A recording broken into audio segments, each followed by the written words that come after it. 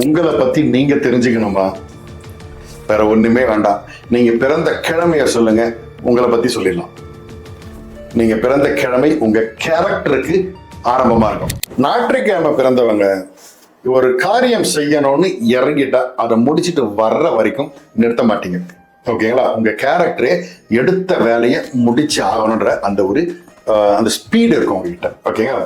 ஒளிவு மறைவு இல்லாம ஓப்பன மூஞ்சில் அடிச்சா போல பேசுற கேரக்டர். அடுத்து திங்கட்கிழமை மண்டே பிறந்தவங்களுடைய கேரக்டர்.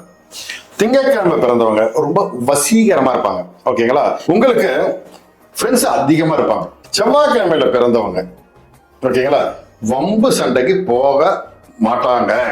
வம்பு சண்டைக்கு போகவே மாட்டாங்க. வர்ற சண்டையை விடவும் மாட்டாங்க.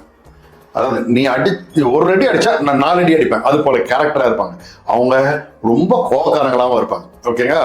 உங்ககிட்ட நீங்க ஆக்சுவலா பேசும்போது பாத்தீங்கன்னா ரொம்ப ஜாக்கிரதையா உங்ககிட்ட பேசணும். புதன்கிழமை பிறந்தவங்க, வெட்னஸ்டே பிறந்தவர்கள், நீங்க சந்தோஷத்துக்காக பிறந்தவங்க.